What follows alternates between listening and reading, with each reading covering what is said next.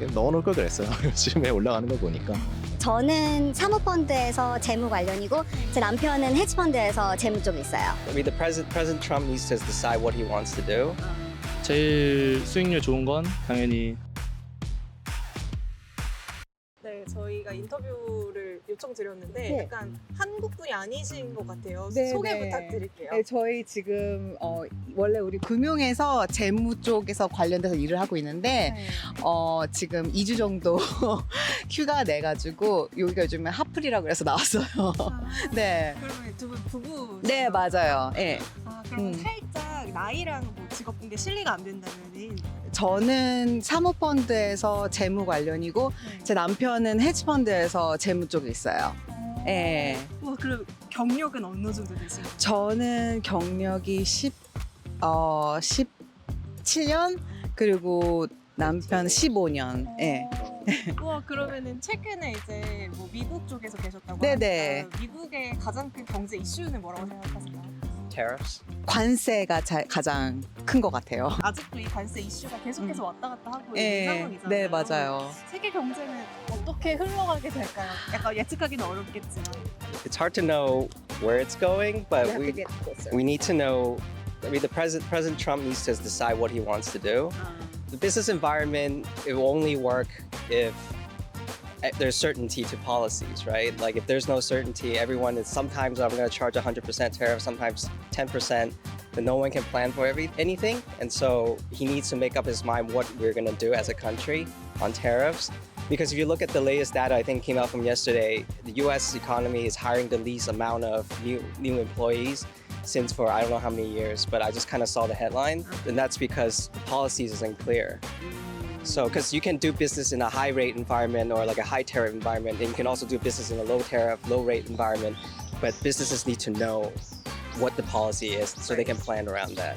대충 내용은 정확한 관세에 대해서 그 트럼프가 별로 이렇게 뭘 내놓질 않아가지고 그게 좀 확실시 돼야지 이제 회사들이 어떻게 흐름을 잡고 이제 그렇게 하는데 이제 그게 아니니까 좀 정확한 그거는 아직은 사실 예측하기가 되게 어려울 것 같아요. 예. 그리고 지금 한국도 되게 좀 많이 대통령이 이렇게 바뀌면서 또 되게 많이 변화가 있잖아요. 그러니까 그게 어떻게 영향이 돼서 좋게 작용할지 나쁘게 될지 잘 모르겠어요. 어쨌든 두 분 다 그래도 금융 쪽에 종사하고 계시는데 자산은 어떻게 모아가고 계신지 궁금해요. Regularly, we get our salary and then we divide it into a certain percentage, some into cash and some into investment. Because we are relatively younger, so a bigger portion of our salary goes into investment. I don't know what they have in Korea, but like for us, it goes into certain like 401k, which are like mutual funds, and then certain ones we go into a higher risk asset investment types, like hedge funds or stocks. And so I would divide them up and just put in money in a regular interval. I try not to put things that are too risky. I think a lot of people these days try to get rich quickly. So just look, research into different companies, stock market, and specific stocks, and put money in there in a regular interval. Try not to time the market as much, unless you're just really good at that kind of stuff. 저희가 이제 둘 다 같이 그 맞벌이니까 이제 월급을 받으면 보통 퇴직연금 거기에 일단 집어넣고 거기에 1년에 넣을 수 있는 게 한정적이에요. 23,500불까지 이제 집어넣을 수 있기 때문에 이제 그거는 맥시멈을 양쪽으로 다 집어넣고 그리고 나머지는 뭐 다른 데다 인베스트를 보통 하기는 하는데 저희가 지금 펀드에 있으니까 우리 회사 펀드에다가도 투자를 하고 있거든요. 그 예전에 직종에 있을 때도 거기도 다 이제 집어넣어서 이제 그것들이 일단 굴러가고 있고 지금 저희 회사에도 집어넣은 것들이 이제 프로피터블 하면은 좋긴 한데 그건 아직 잘 모르겠어요. 지금 근데 요즘에 스탁마켓이 워낙 변동이 심해가지고 이렇게 막 올라갔다가 또 떨어지는 경우도 있고 막 그래서 그리고 이제 집 같은 경우는 이제 미국의 집 마켓도 막 요즘에 많이 안 오르는 추세여서 그냥 사놓기는 했는데 이제 그거는 그냥 기다려 봐야 될 것 같아요. 저희는 이제 그 사모펀드인데 딱 정해져 있거든요. 그 인베스트를 하는 분야가.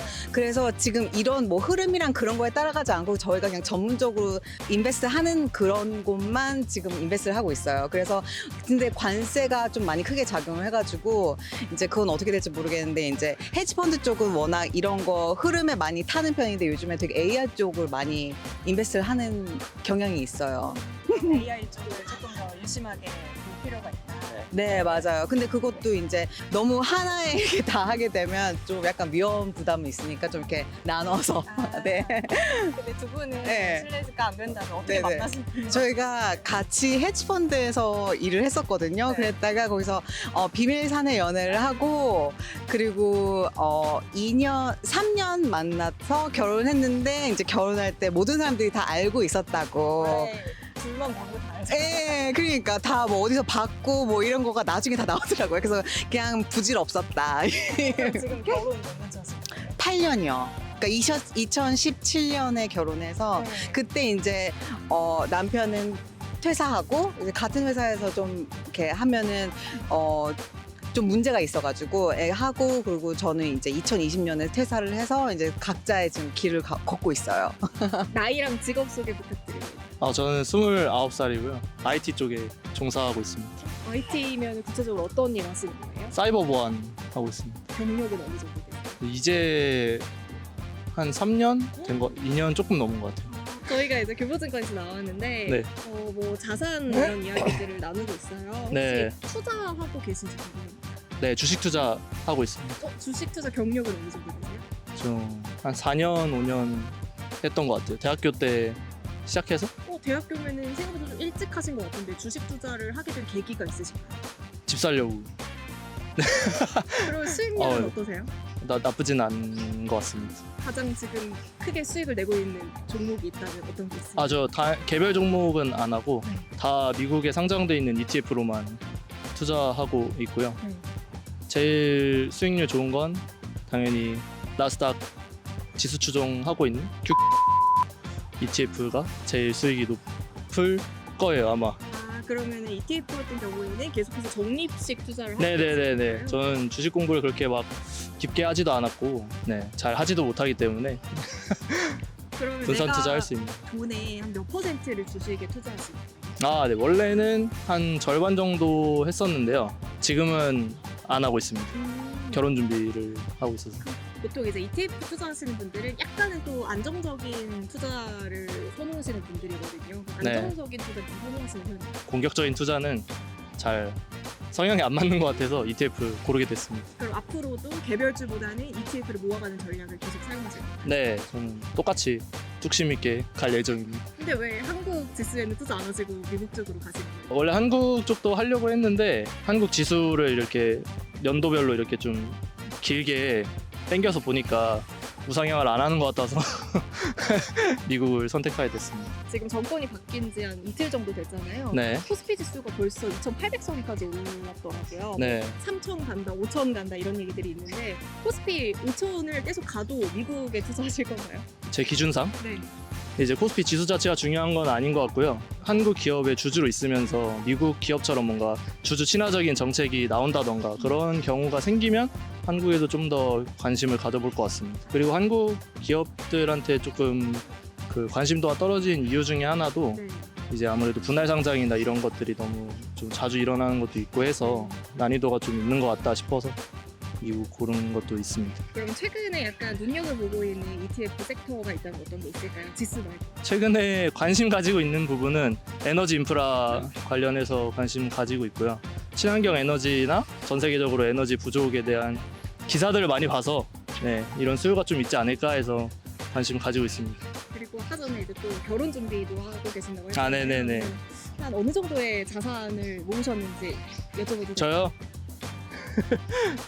1억 좀 아래로 1억은 안 됩니다. 1억 많이 안 됩니다. 앞으로 더 이제 지수가 오르고 하면은 네. 충분히 또 자산을 네네. 그럼요. 늘릴 수 있으니까 네네. 응원하겠습니다. 감사합니다. 우리 아기는 몇 살이에요? 3살이요? 너무 귀여운데요? 아, 이름이 네. 뭐예요? 한하루입니다. 너무 귀여워.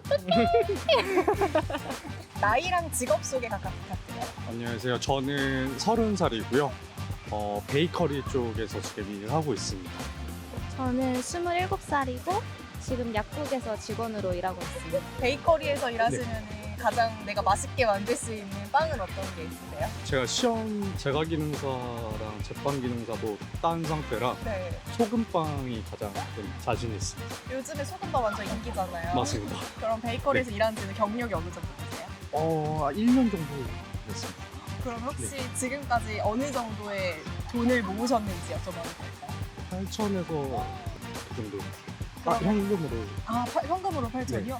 그러면 저축을 굉장히 또 성실하게 하신 것 같은데 네. 내가 버는 돈의 한 몇 %까지 저축을 하시는 거예요? 저는 60에서 70 정도 받았어요. 와, 그럼 다른 투자를 안 하시고 이제 저축에만 약간 좀 몰빵하시는 이유가 있으실까요? 아무래도 이제 집을 마련하려고 해서 네. 조금씩 모으고 있는 것 같습니다. 이거는 또 정치적인 견해와는 상관없이 이번에 이제 정권이 바뀌었잖아요. 네. 앞으로 좀 청년들에게 이러이러한 정책이 있었으면 좋겠다 하는 거 있으실까요? 이게 아무래도 그 청년 혜택들이 찾아보면은 많은 걸로 알고 있긴 한데 네. 아무래도 이게 그 중위소득이나 기준들을 따지다 보면은 사실 해당이 안 되신 분들이 정말 많아요. 그래서 그 소득 부분이나 기준을 좀 완화하면은 2030 세대들이 좀 더 그래도 많이 참여할 수 있지 않을까라는 생각이 좀 들긴 합니다. 이런 소득 기준을 조금 더 완화시켰으면 네. 좋겠다. 자, 그럼 이번에 여자친구한테 좀 질문을 해보고 싶은데 경력은 어느 정도 되시나요? 길지는 않은데 이제 1년 반 정도 되는 것 같아요. 일하면서 제일 힘든 건 어떤 거예요? 아무래도 이제 약국에 아프신 분들이 많이 오시다 보니까 이제 조금 좀 마음이 쓰이는 부분이 있어서 뭔가 힘들다기보다는 네. 좀 더 어떻게 도움을 드릴 수 있을까 생각하는 부분이 많은 것 같아요. 방금 제가 이제 남자친구 인터뷰를 했잖아요. 되게 저축도 착실하게 잘하고 뭔가 돈을 되게 잘 모으고 있다는 느낌이 드는데 어떠세요? 저도 이제 그런 부분에 대해서는 배울 점이 진짜 많다고 생각하고 네. 저는 확실히 뭔가 저축하는 게 습관이 되어 있기는 한데 그렇게 남자친구처럼 많이 하고 있지는 못해서 조금 저도 닮아가려고 노력을 하고 있어요. 그러면 이제 여자친구분은 내가 번 돈의 한 몇 % 정도를 저축을 하고 계세요? 저는 제가 저축하는 거는 사실 얼마 안 되고 이제 부모님한테 많이 드리는 편이어서 부모님이 따로 저축을 하고 계세요. 그래서 제가 월급을 받았을 때 거의 보통 50% 이상은 부모님한테 드리고 있고 이제 부모님도 그 50%에서 한 40% 정도는 저축을 따로 하시는 걸로 알고 있어요. 왜 내가 관리 안 하고 부모님이 하시는데 혹시 다른 이유가 있을까요? 뭔가 이유는 없기는 한데 어렸을 때부터 그냥 20살 이후로부터 계속 그게 습관처럼 돼서 그냥 그땐 저도 잘 모르니까 그렇게 하면 좋겠다 하셔서 지금까지 어떻게 하다 보니까 그렇게 되고 있는 것 같아요. 그럼 마찬가지로 공통된 질문인데 이번에 이제 정권이 바뀌었잖아요. 청년들에게 이러이러한 정책이 있었으면 좋겠다 하는 거 혹시 있으실까요? 저는 비슷하긴 한데 남자친구랑 그거랑 또 뭔가 일자리 창출에 대해서 조금 더 해주셨으면 좋겠는 생각이 있는 것 같아요. 아무래도 일을 안 하고 있는 20대, 30대가 점점 많아지고 있어서 조금 더 도움을 주시면 좀 더 좋은 세상이 되지 않을까. 네, 나이랑 직업 소개 부탁드립니다. 안녕하세요. 저는 현재 37살이고요. 지금은 아이가 초등학교 입학을 하는 바람에 퇴사를 결정하고 가정주부가 되었습니다. 그럼 그 전에는 어떤 일 하셨어요? 그 전에는 어린이집 선생님 일을 했어요. 그러면 퇴사를 하고 이제 아이와 시간을 보내면서 그래도 가장 큰 장점은 어떤 게 있을까요? 일단 많은 시간을 함께 할 수 있어서 솔직히 체력적으로는 제가 딸리긴 한데 그냥 아이가 저랑 같이 있을 때 안정감을 느끼고 행복감을 느끼는 게 보기 좋아요. 그러면 어린이집 선생님이셨으니까 네. 아이들을 좀 잘 케어할 수 있는 방법? 뭐 이런 꿀팁이 있다면 어떤 게 있을까요? 그냥 많이 안아주고 솔직히 저도 많이 안아주진 않지만 어렸을 때부터 많이 안아주고 일단 사랑이 제일인 것 같거든요. 네, 그래서 사랑을 많이 주셨으면 좋겠습니다. 표현해주는 네. 거죠. 이제 아이가 점점 커가면서 더욱더 재테크라든지 돈 모으는 거 이런 거에 대한 관심도가 높으실 것 같은데 네. 지금은 뭐 재테크나 투자 이런 거 하고 계신 거 있으실까요? 저는 일단 파킹 통장 이용하고 있고요. 한 군데 원래는 주거래 은행은 국민은행인데 그리고 하나은행에는 지금 청약 일단은 그거는 20대 때부터 넣는 게 있어서 네. 그거 있고 K뱅크에는 지금 파킹 통장 이용하고 있어요. 그럼 보통은 이제 약간 저축 위주로 하시고 네, 저는 약간 투자형은 무서워가지고 주식이나 이런 거는 못 하겠고 안정형을 좀 추구하는 성향이어가지고 일단은 잃지 않은 투자로 뭔가 돈을 모아가는 거에 대한 게 1순위시죠. 일단 부동산은 일단 결혼하면서 은행 대출을 받긴 했지만 집은 일단 자가로 마련을 했긴 했거든요. 네. 근데 아직 대출금을 갚지를 못한 게 있어서 저는 약간 그 정확하게 모르겠는데 풍차 돌리기 그런 식으로 적금을 하고 싶은데 네 아직은 제가 직장을 안 다니니까 부담스러워서 그냥 한 달 한 달 짧게 그냥 하고 만약에 제가 사고 싶은 거 있다 하면은 그냥 조금씩 일부는 저금하고 그다음 뭐 쓰고 이런 식으로 하고 있거든요. 그러면 전체적인 생활비의 저금은 한 몇 퍼센트 하시나요? 솔직히 말해서 남편이랑 저랑 각각 관리를 하고 있는데 네. 제 거로만 말하면은 70%? 되게 많이 하시는데요? 이번에 이제 좀 정권이 바뀌었잖아요. 내가 원하는 뭐 정책들, 뭐 이러이러한 쪽으로 경제가 조금 활성화됐으면 좋겠다. 원하시는 방향이 있으실까요? 솔직히 지금 그 전에는 아이들만 많이 낳아라 이렇게 하잖아요. 네. 보통 지금 저출산 초고령화 사회 이렇게 하고 있는데 아이들만 많이 낳으라고 해서 이게 되는 해결 문제가 아니라고 생각해요. 왜냐면 아이들만 낳으면 뭐 교육비며 뭐며 다 나라에서 대줄 것도 아니고 솔직히 저는 청년층을 좀 지원을 해줬으면 좋겠어요. 네. 왜냐면 제일 힘든 시기가 청년층인 것 같거든요. 네. 저도 지금 거의 끝물의 청년층인데 그러니까 점점 경단녀가 되고 이러니까는 이 일은 점점 취업하기 힘들어지고 그러니까 더 저금하고 싶어도 못하고 그러면서 어쩔 수 없이 은행 대출을 하게 되고 보험 같은 것도 들어놓고 싶은데 부담이 되고 솔직히 말해서 그냥 말로만 아기를 많이 낳아라 하는 게 아니라 직접적으로 청년층에 대한 지원책이 네. 있으면 네. 자연스럽게 뭔가 선순환이 이뤄질 수 네 있다. 일단은 청년층을 좀 도와줬으면 좋겠어요. 네. 나이랑 직업 소개 부탁드립니다. 네, 안녕하세요. 35살이고요. 그리고 지금 생명보험 쪽 일하고 있습니다. 그러면 만약에 사회초년생 그리고 이제 뭐 3, 40대 각각에게 꼭 들어야 되는 필수적인 보험이 있다면 어떤 게 있을까요? 저희 앞으로 더 오래 살 거잖아요. 가면 갈수록. 보통 성인 3대 질병하면 암 쪽이랑 뇌혈관 쪽이랑 심혈관 쪽이 있는데 요건 일단 기본적으로 가져가는 게 좋아요. 요즘엔 거의 100세 만기이다 보니까 이제 저희가 20대 초중반 때 들면은 사실 그 보험료 계속 납부할 때 유지되거든요. 그래서 좀 일찍 드는 게 좋은데 사실 그땐 필요성을 잘 못 느끼다 보니까 좀 쉽지는 않은데 그리고 또 저축성 성격이 강한 그런 보험들도 네, 계획하시고 많이 드세요. 그래서 그걸로 장기적으로 뭐 목돈 마련도 많이 하시다 보니까 근데 또 이게 추천드리기는 하지만 사실 이게 젊은 분들 저희 같은 막 20, 30대 분들은 가입하시기가 굉장히 어렵죠. 왜냐하면 금액이 적지는 않으니까 네, 그런 상황입니다. 어쨌든 보험 쪽에서 일하고 계시잖아요. 네네. 그럼 내가 받는 월급에 보험에는 어느 정도 비중을 넣고 계실까요? 일단 최소한 10%에서 20% 정도는 넣고 있습니다. 그리고 이게 제가 아는 선에서 가장 안정적인 수익의 10% 정도대가 가장 안정적이거든요. 보험료는.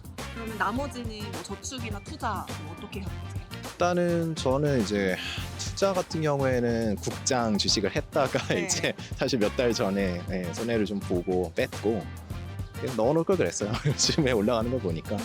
그리고 이제 요즘에는 미국 달러 이쪽으로도 좀 보고 있습니다. 물론 뭐 미장을 하는 거는 아닌데 저 같은 경우에는 이제 뭐 보험 상품 통해 가지고 그거를 이제 달러로 내고 나중에 달러로 보험료 환급 받을 수 있는 그런 쪽 세팅을 해놓고 그렇게 하고 있습니다. 진짜 최근에 코스피가 굉장히 가파르게 오르고 있더라고요. 네네. 3,000, 5,000까지 바라보는 시선들도 있는 것 같은데 다시 좀 국내 주식 투자를 하실 의향이 있으신지.